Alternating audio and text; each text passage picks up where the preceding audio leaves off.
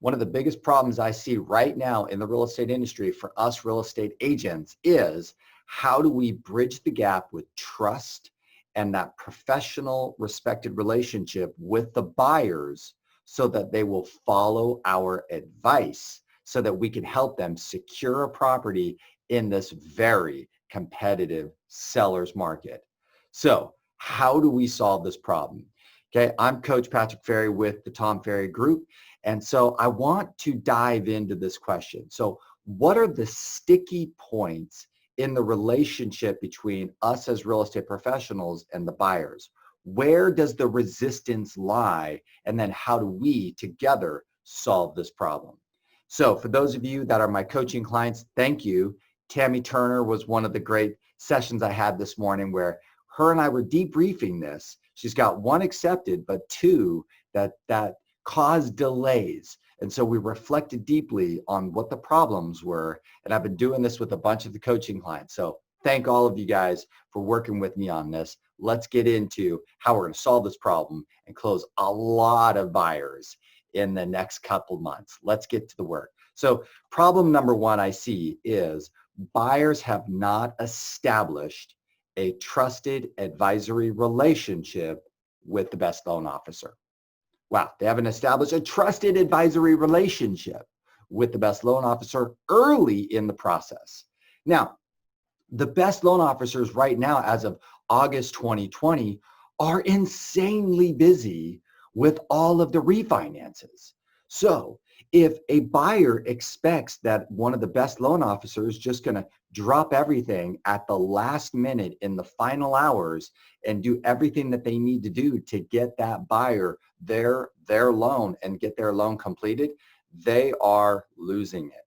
And us real estate agents, we must explain to the buyers that they have to have this trusted advisory relationship so that, and have everything prepared in advance so that we're ready. When we go to write the offer, they're 100% ready. Okay. Now, I realize that it's critical that you and I as real estate professionals have a team relationship with the buyer's loan officer. Because when we really think about this, it is our job, the loan officer and my job, to be able to present the buyer to the listing agent and the seller to convince the listing agent and the seller that we together as a team are 100% prepared to be able to help our buyer to execute on the purchase of that property with no delays and no hemming and hawing. That is our job. So we've got to establish that relationship. And I think we, as real estate professionals, we could up our game with explaining the difference between pre-qualifying versus pre-approval versus an approved underwritten loan type, meaning that the buyer chose the loan type with the trusted advisor lender and they already worked through the underwriting process. See, that's a huge difference. And as we are presenting our buyer to the listing agent and the seller, our ability to explain, hey, we are 100% ready. We are competitive against any cash officer based upon where we're at in the process. That has a lot of power. So problem number one is our buyers and us as real estate agents, we don't have that relationship team established powerfully. Cool, let's take a look at problem number two. And I love, big shout out to Bill Pipes in the Pulse training in the coaching program. He talked about something where he said the logical reasons for buying versus the emotional reasons for buying. And I was like, man, that's good. See, too often all of us as real estate agents, we're bedrooms, baths, square feet, price point, want to go see it. And we try and learn everything along the way. We're not really even talking about deal breakers. We're not talking about lifestyle priorities. We're not stacking priorities. We're not digging deep into pros and cons of different neighborhoods and communities, property types. We're just not getting deep enough, fast enough with our buyers. And so it's just causing delays. And then because we're not getting any of that emotional reasons and those deal breakers, and we're not helping them to stack those priorities, this versus that, right? And then tying it all together, because we haven't established that relationship.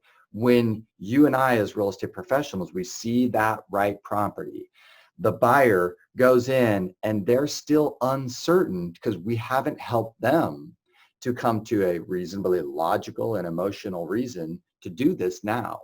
And then they're not looking at us as, is this the one? And we're like, absolutely, this is the one, right?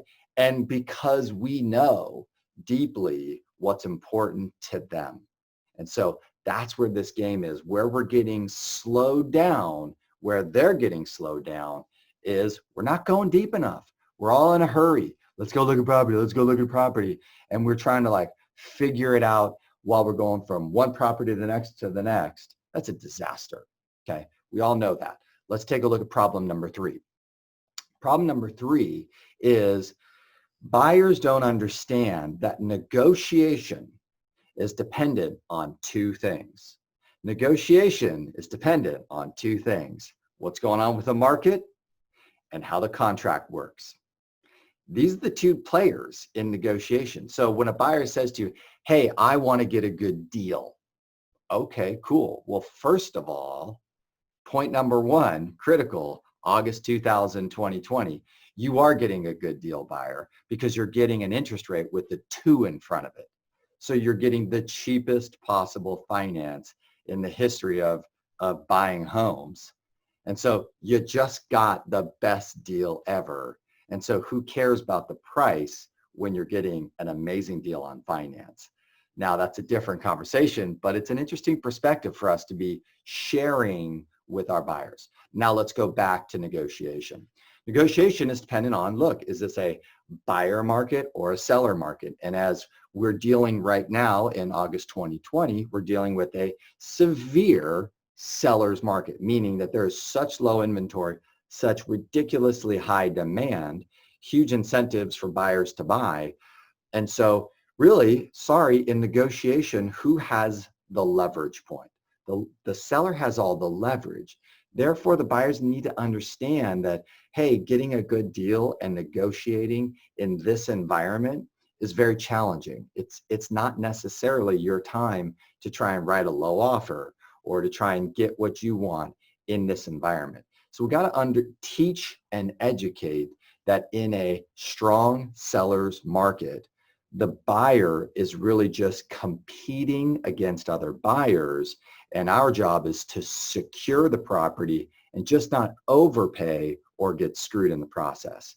So I'm sorry, negotiation is dependent on what's going on with the market. And then second is negotiation is all about the contract.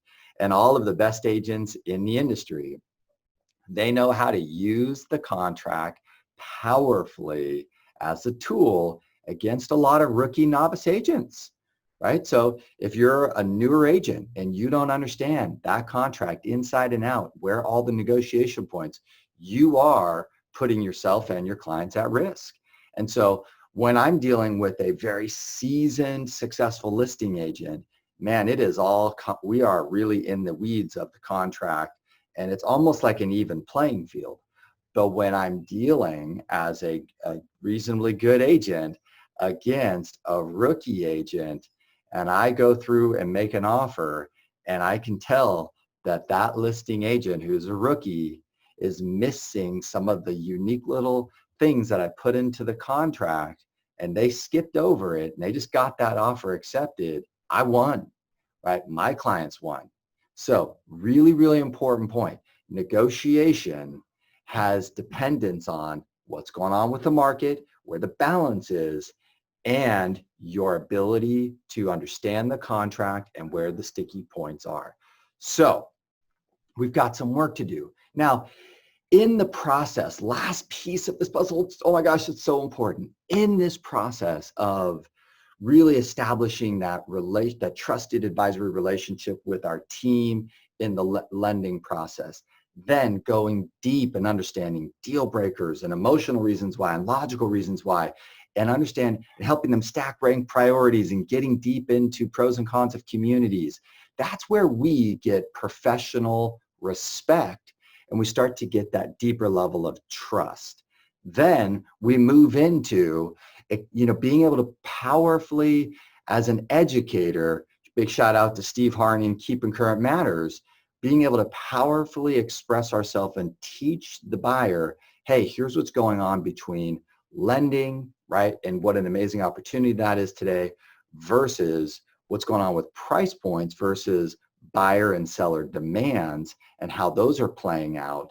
And then, hey, here's how we got to negotiate in today's environment. And then here's the contract and here's our options in negotiation.